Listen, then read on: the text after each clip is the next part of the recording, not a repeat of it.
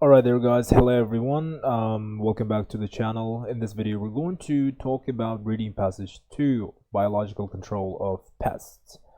So therefore we don't have any letters assigned for the paragraphs, although we have the questions are multiple choice. Once again, I remind you, you don't have to read the answers, you just have to pay attention to the questions only. Then that's the first step. Then again, IELTS never goes without yes, no, no given, true, false, no given questions. We have yes, no, no given questions again, followed by some sort of classifications. Complete each sentence with correct endings, which means sentence endings, and that's pretty much what we got for passage 2. All right, so let's commence with multiple choice, of course. All right, first what we're gonna do is we're just going to pretty much pay attention only to the text. All right, so just let me zoom in a tiny bit.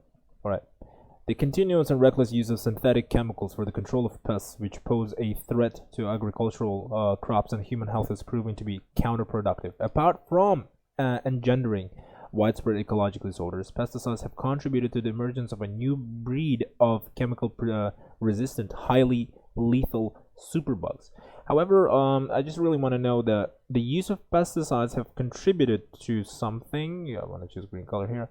The Food and Agriculture Organization has counted, just want to highlight that, more than 300 agricultural pests, which what their characteristics, I guess.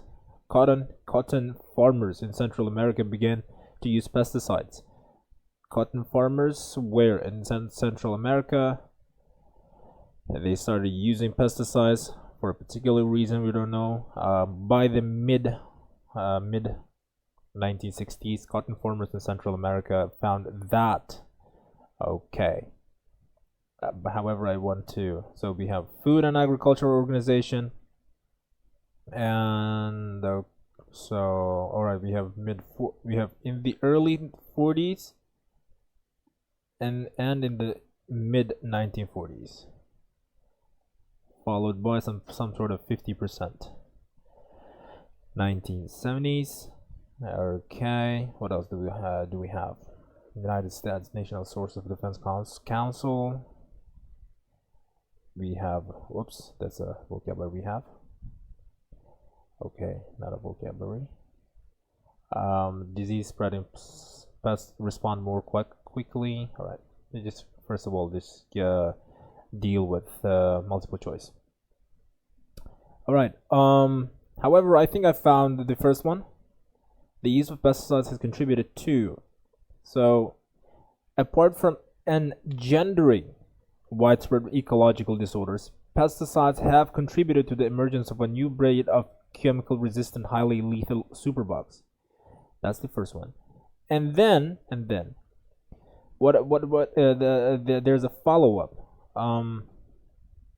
According to a recent study of a Food Agriculture Organization, more than 300 species of agricultural pests have developed resistance to a wide range of potential chemicals. Alright? Not to be left behind are the disease-spreading pests, about 100 species of which have become immune to a variety of insecticides now in use. So, apart from engendering widespread ecological disorders, pesticides have contributed to the emergence of a new breed of chemical resistance, highly lethal superbugs. That means the use of pesticides is partly responsible for widespread. So, for widespread ecological disorders and the development of highly lethal superbugs. Superbugs, I'm not sure. It's some sort of insects that are very hard and complex to destroy, I guess. All right. So what is it saying? A change in the way ecologists classified by agroecologists.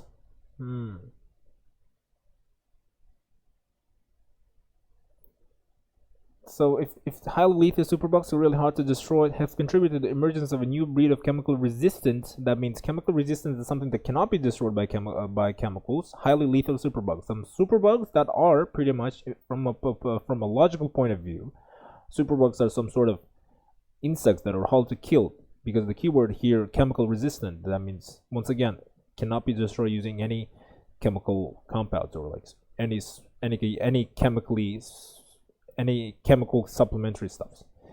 So basically, a change in the way ecologists are classified by agroecologists. No, an imbalance in many ecologies around the world. Around the world, we have as a widespread, something like that, because we have a widespread. Okay, the prevention of ecological disorders in some parts of the world, and increase in the range of ecologies which can be usefully farmed. No, it cannot be usefully farmed. It does destroy. So we're left with only option number B. So we're going to highlight that. All right. Once again, the Food and Agriculture Organization has counted more than 300 agricultural pests, which more than 300 species of agricultural pests have developed resistance to a wide range of potential chemicals. Have developed resistance to a wide range of potent chemicals. Not to be left behind are the disease-spreading pests, about 100 species of which have become immune to a variety of insecticides now in use. Okay. So what do we have? Are no longer responding to most pesticides in use, can be easily controlled through the use of pesticides, continue to spread disease in a wide range of crops, may be used as a part of biocontrol replacement of pesticides. More than 300 species of agricultural pests have developed resistance to a wide range of potent chemicals. Pesticides are no longer responding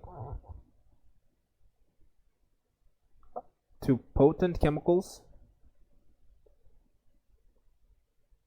because the word have developed resistance is some sort of a kind of a vocabulary. I mean, not a vocabulary, but a paraphrase for us. Have developed resistance, meaning no longer responded to most pesticides in use.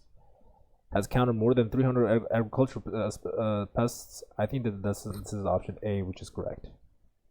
Because they're saying that they're no longer responding to most pesticides in use. Because no longer responding, they have developed resistance to a wide range of potent chemicals. Potent chemicals as a synonym, I think, is going to be pesticides. All right. Once again, cotton farmers in Central America began to use pesticides. All right. One glaring disadvantage of pesticides application is that while destroying harmful pests, so like glaring disadvantage means very visually available disadvantage is that while destroying harmful pests, they also wipe out many useful non-targeted organisms, which keep the growth of the pest population in check. This results in what agroecologists call the treadmill syndrome. Because of their tremendous breeding potential and genetic diversity, many pests are known to withstand synthetic chemicals and bear offspring with a built-in resistance to pesticides. There's a really good one. However, we still haven't found anything related to farmers. The havoc. What is the word? I think that's a really good havoc. Something that is damaged or destroyed. The havoc that the treadmill syndrome can bring about is well illustrated by what happened to cotton farmers in Central America. Okay. In the early 1940s, basking in the glory of chemical-based intensive agriculture, farmers avidly took to pesticides as a sure measure to boost crop yield. Alright, so basking in the glory means to enjoy the glory, and the word avidly is kind of keenly, with a lot of enthusiasm. So farmers with a lot of enthusiasm took pesticides as a sure measure to boost crop yield. So because of intensive government and advertising campaign, not really sure. In response to the appearance of new varieties of pests, not really again. As a result of changes in the seasons and the climate, to ensure more cotton was harvested from each crop.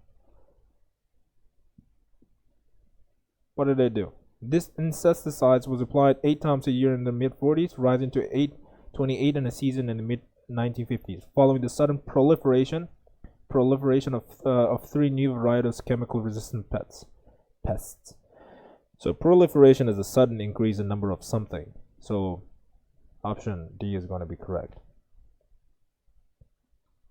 By the mid 1960s, cotton farmers in Central America found that pesticides. So they're referring to pesticide percentages as well.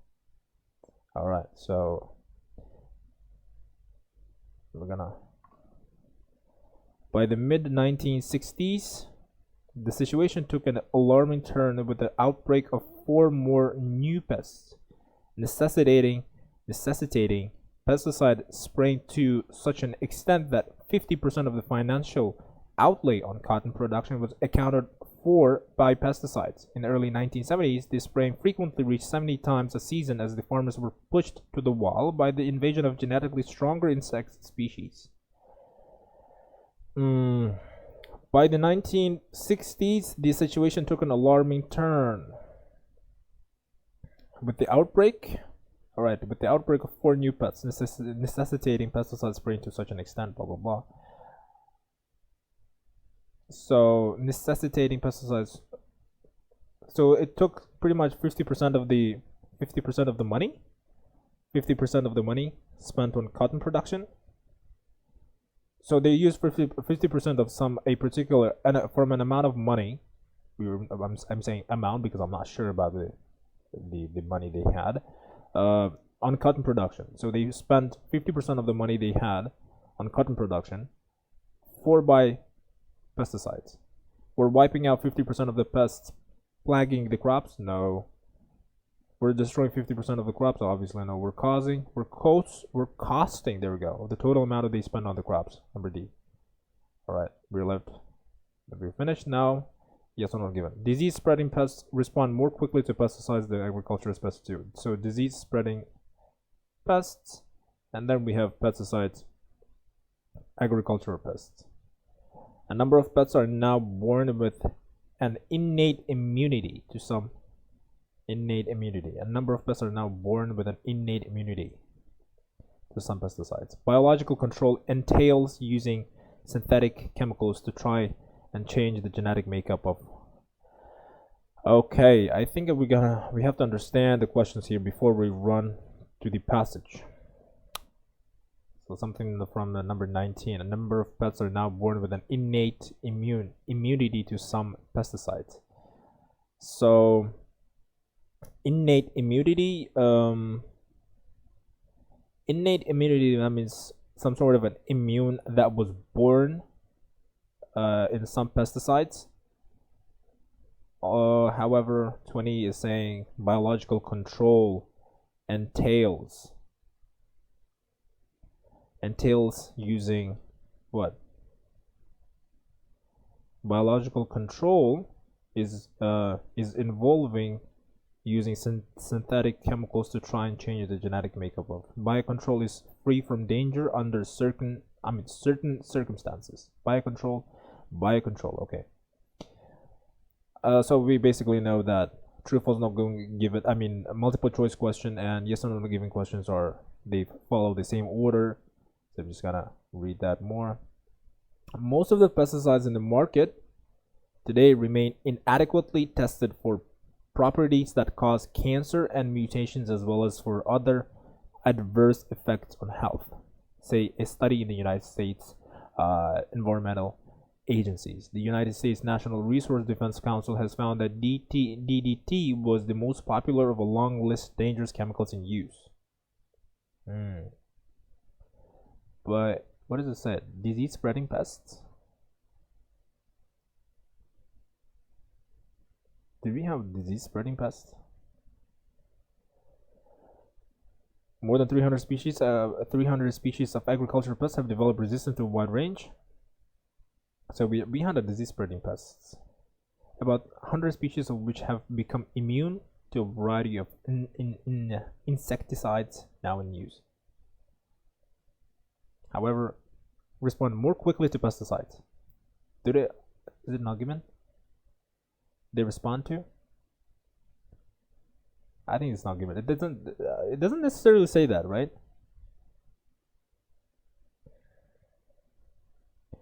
Here it's talking about what? more than 300 agriculture species have developed resistance to a wide range of potent chemicals. Not to be left behind are the not to be left behind is another word of saying. Conversely, on the other hand, disease-spreading pests, about 100 species of which have become immune to a variety of insecticides in use. So this is just like a number of species of both agriculture and disease-spreading pests which respond to pesticides. It is a recent study of Food and Agriculture Organization. More than 300 species of agriculture pests have developed resistance to 300 species of agriculture pests and 100 species of disease-spreading pests have developed resistance. And however, disease-spreading respond more quickly to pesticide than agriculture pests. Do they?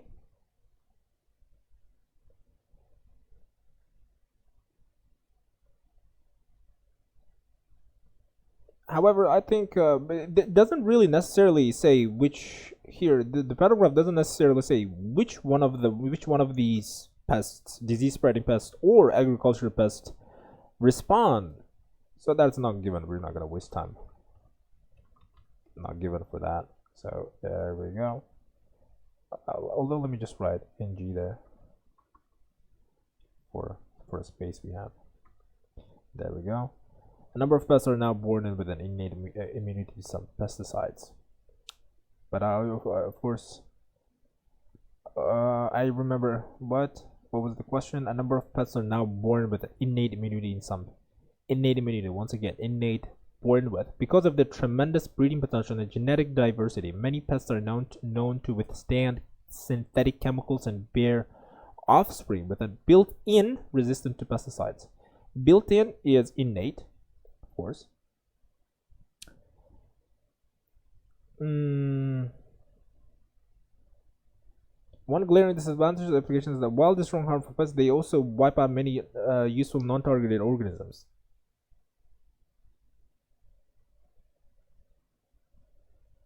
So they have a built-in resistance. Well, a number of pests are now born with an innate immunity to some pesticides. I think this is pretty much yes.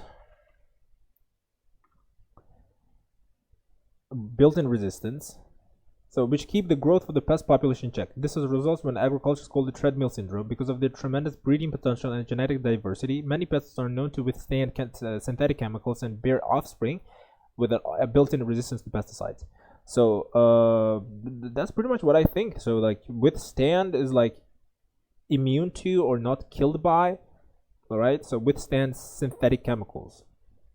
So that means withstand synthetic chemicals is another way of saying chemically resistant. So that's why the answer is yes.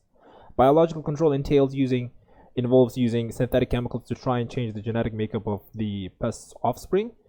Okay, all right, we're not sure about that now, or have we read it? Let's read more. Once again, the biological control. All right. In the face of the escalating perils from indiscriminate application of pesticides, a more effective and ecologically sound strategy of biological control involving the selective entails the selective use of natural enemies of the pest population is fast gaining popularity. However, as yet it is a new as yet it is a new field with limited potential. The advantage of biological control, in contrast to other methods, is that it provides a relatively low-cost, perpetual control system with a minimum of detrimental side effects. When handled by experts, biocontrol is safe, non-polluting, and whoops, why did I do that? Self-dispersing. This is a really good vocabulary that IELTS is using. Pretty much self-dispersing. All right, so what does it say? Biological control involving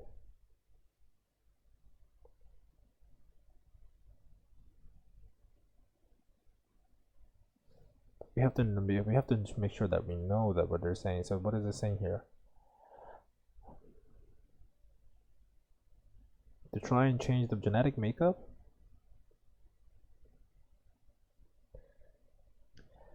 In the face of escalating perils, indiscriminate application of pesticides, a more effective and ecologically sound strategy for biological control involving the selective use of natural enemies of the pest population is fast gaining popularity, though as yet it is a new field with limited potential. The writer states what?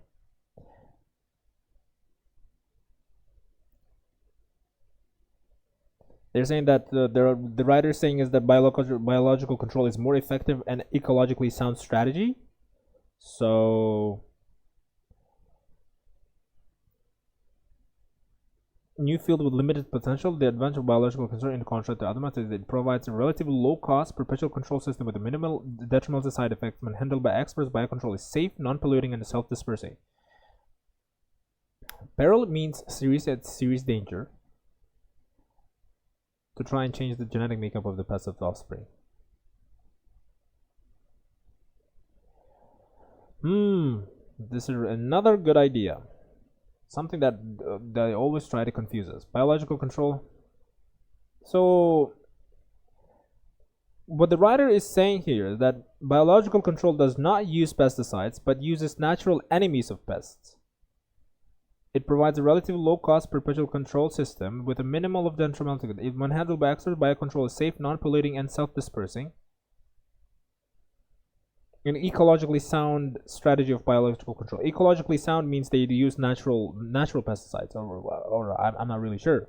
So, however, we had a biological control entails using synthetic chemicals to try and change the genetic makeup of the pests of offspring. It's a serious danger. It's a serious danger. So,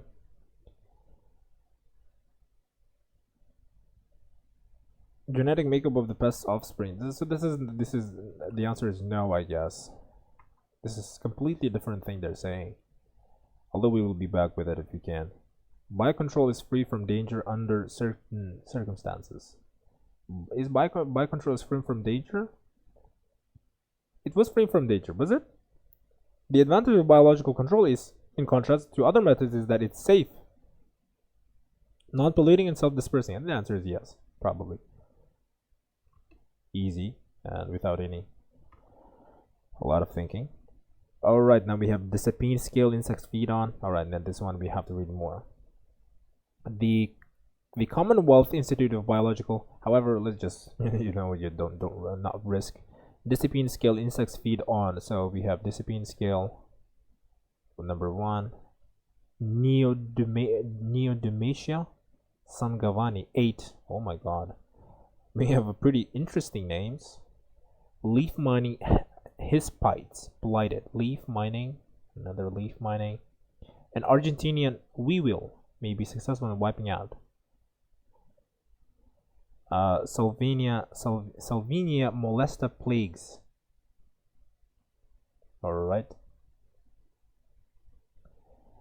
Commonwealth Institute of Biological Control, CIBS, in Bangalore, with its global network of research laboratories and field stations, is one of the most active non-commercial research agencies engaged in pest control by setting natural predators against parasites. The CIBC also serves as a clearing house for the export and import of biological agents for pest control worldwide.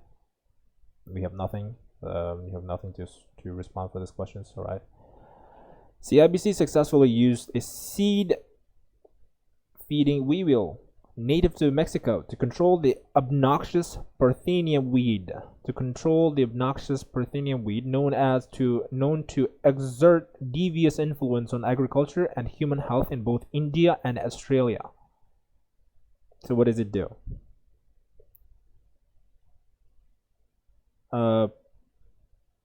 Okay. Similarly, the Hyderabad-based Regional Research Laboratory, RRL, supported by CIBC, is now trying out an Argentina weevil for the eradication of water. What is that? Hyacinth, another dangerous weed, which has become a nuisance in many parts of the world. According to Mrs. Kaser Jamil of RRL, an Argentinian weevil does not attack any other plant and a pair of adult bugs could destroy the weed in 45 days.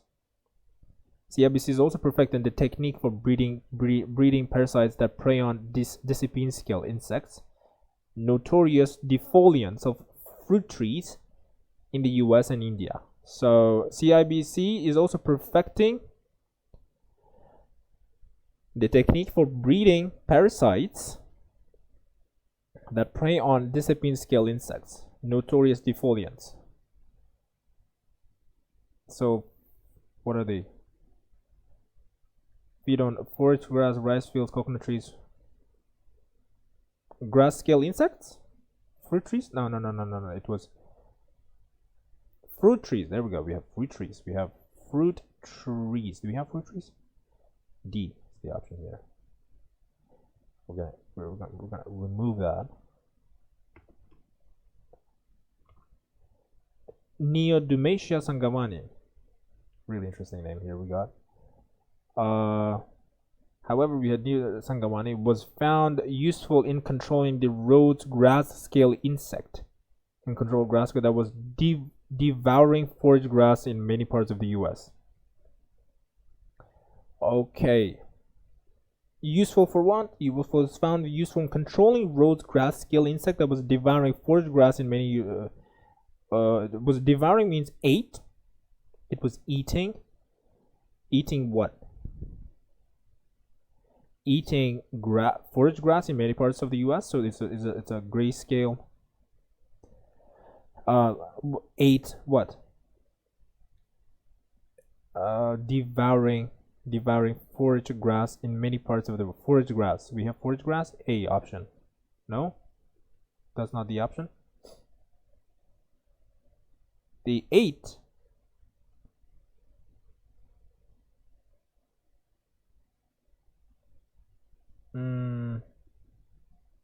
In controlling the Rhodes grass scale insect that was devouring forage grass in many parts. Ah, okay, grass scale. Then we have a grass scale. Grass scale insects. It's not that. So we have option H. Leaf mining. Hispites blighted. Leaf mining. Do you have leaf mining? Just want to find leaf mining here. Alright, so Salvinia, we have Salvinia molesta and leaf mining hispites. Let's gonna highlight that as well. A larval parasite imported from Singapore brought to the pest under control, a natural predator indigenous to India. What did they do? In the late 1960s, when Sri Lanka's flourishing coconut groves were plagued by leaf mining hispites. So it was brought to it was brought from Singapore and have put the pest under control. When Sri Lanka's flourishing coconut groves were plagued by leaf mining, it was destroyed by them. So leaf mining hispites blighted who? So blighted means plaguing coconut trees. So we have coconut trees, I think. Yes, that's coconut trees. We have C. Option C. I'm going to remove that as well. So I just want to remove H as well. H removed. And coconut trees is removed as well. Alright, so we're left with. And our Argentina, we will maybe successful in wiping out what? An Argentinian. I read it somewhere right now. Where was it? Argentinian weevil for the eradication of water what is that? Hyacinth? Water hyacinth, and that's probably E. That's eradication, that's wiping out, so that's the answer is going to be E, I guess, right? I'm gonna highlight that as well. Salvinia molesta plagues what?